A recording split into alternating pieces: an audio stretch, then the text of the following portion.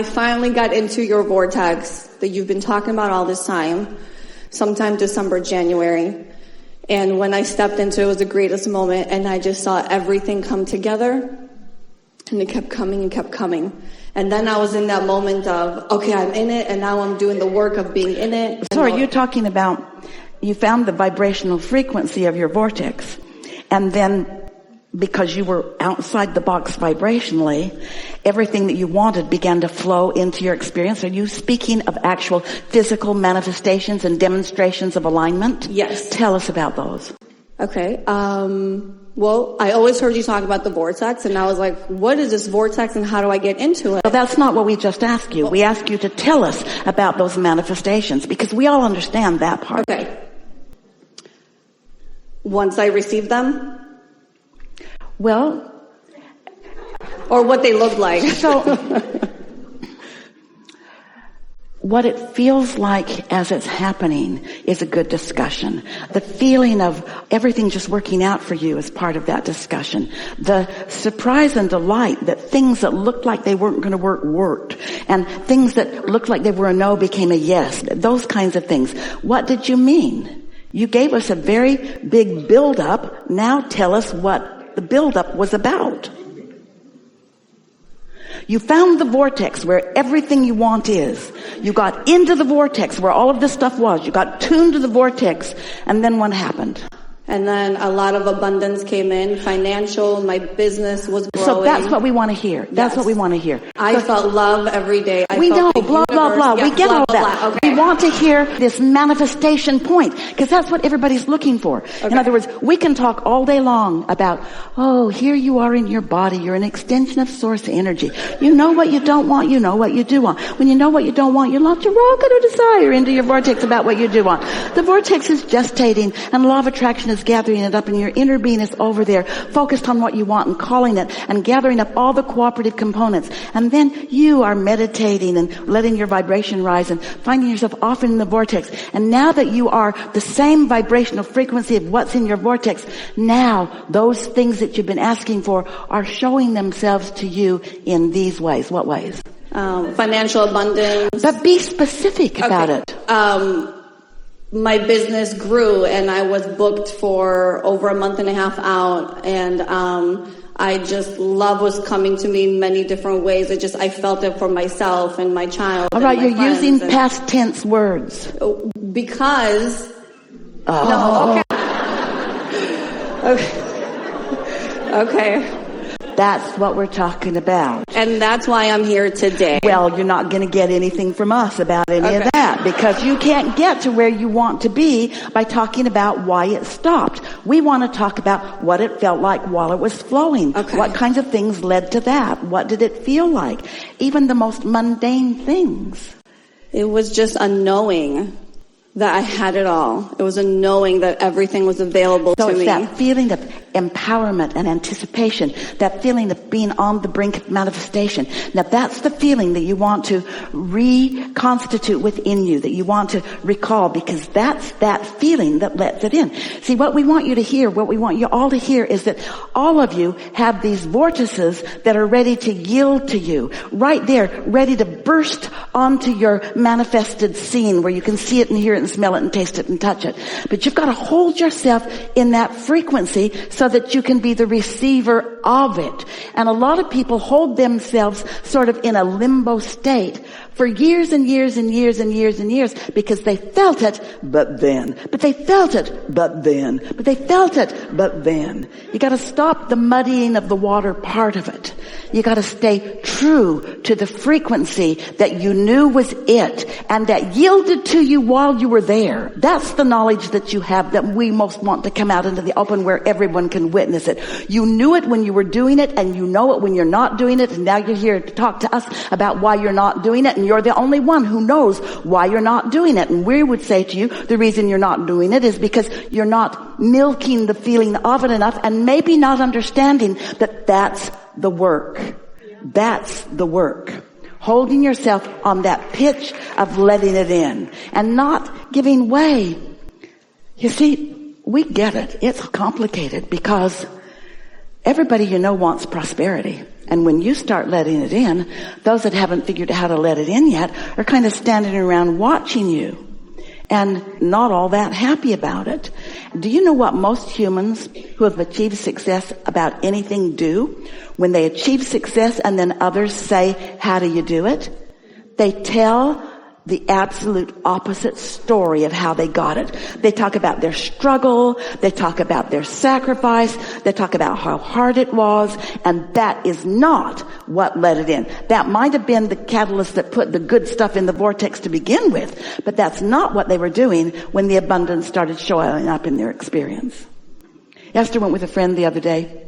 She has an apartment in California, and she rented another one to use as an office in a studio so that she could do the Abraham Now seminars from there as well as from Texas. And she needed some furniture and had dabbled around with it a little bit, and she was off with a friend one day. They were running around, and all of a sudden it hit both of them at the same time. It was manifestation time, and Esther said, can you feel it? Her friend said, yes, they've been there on more than one occasion. And so they just sort of followed their feeling into a place, into a showroom that had so many beautiful things, all of the things that Esther wanted. And she said, that and that and that and that and that and that and that and that. Oh, and that and that and that and that and that. Then she said to the man, so if I want these things, do I have to order them? Or can I just have these? And he said, you have to order them. And she said, but I want that and that and that and that and that and that and that. And you see, it's all right here. It's all right here. Can I have that? And he said, I can make that happen. And Esther and her friend looked at each other like, can you feel how powerful we are? But the most interesting thing was they could feel it before it happened. They could feel how powerful they were when they walked in the door. When they walked in the door, there was no question. Now we know this is just stupid stuff. This is just gathering up furniture that already exists. But it's a big city, and finding that much that Esther wanted all in one place and available, it took their breath away. It was almost as good as world peace. We're not mocking that, because you can do that too. So then they went back to the apartment complex. Now, there's where it gets a little dicey. There's a potential to muddy the water here, because it's a big old place, and there's a loading dock, and there are other people that want to use it, and there's a freight elevator and all of that. But they know they're on a roll. And when things have happened like this magical, they know this is going to be magical too. So they walk into the leasing office and they explain what we want. And this very well-meaning, very obstinate, really horrible person, manager, when they said, we have some furniture that's going to be delivered tomorrow, and they're just all bright-eyed and bushy-tailed, and she goes, and Esther said, the office is going to be closed tomorrow. We're taking everyone on a holiday. And Esther's thinking, you're taking everyone on a holiday? With all of us here that might need you for something? Now, can you feel Esther muddying up her water just a little bit? She looks at her friend, and he's going, like, don't go there. Don't go there. Don't go there. And so Esther said, all right then, because there are 4 elevators in this place, and the freight elevator is not any bigger than the other elevators. It just goes out to the loading dock. And Esther's thinking, no problem, no one will be here. And we'll just come in and use the other elevators, and no one will care. And so she left all happy with her friend, who was also happy. And they're, it's going to be really easy. We can use all 4 elevators, and we'll just come right in the front door, and off we go. And then later in the day, she got a phone call. The freight elevator had been held for them, and someone was going to be there with a code and a key. And Esther wondered why it took them so long to figure it out, actually. Now, some could call it obnoxious, arrogant, spoiled. You could call it sure. You could call it practiced. Esther's not like that all the time. But when the seas are parting, she can feel it. And she knew that the seas had parted so far already that this was not going to be something that was going to bog it down. And because she was limited in time, in the sense that one day and then off she is out here to see all of you. In other words, she knew that next week something else, and the week after that something else. In other words, she had carved out a narrow window for herself, and the universe had accommodated her, and there was no reason that everyone in the equation could not accommodate her. That's how you want to feel. Now, would Esther have the ability to do something else? Can she cope? Yes. But we're not encouraging you to be copers with what is. We're encouraging you to be creators of what you desire. And we know this is frivolous. This is furniture. This can't be that important. But your manifestations are important to you. And the way you feel is important to you. And when you practice that feeling with things that are like furniture, you can practice it with other things that you put on a plane of higher importance. You see what we're getting at? Yes. In this very moment, I have now come back to the complete awareness that I can manifest everything just the way I manifested because this. We demonstrated Esther's bag of marbles and activated in your bag of marbles, and so now you're right on the same marble page. In other words, now these are no longer just words that we're offering to you. You have that knowing. You're back on that track, you see. Your point of attraction now is back. You're back, baby. That's what it is. The magic is there. And you can tell when it's there and you can tell when it's not there, and your work is singular. Get it there. In whatever way you can get it there. Get it there. Whatever it takes. Good? Thank you. I appreciate you. So what do you think about that? All of you have had experiences like that, haven't you?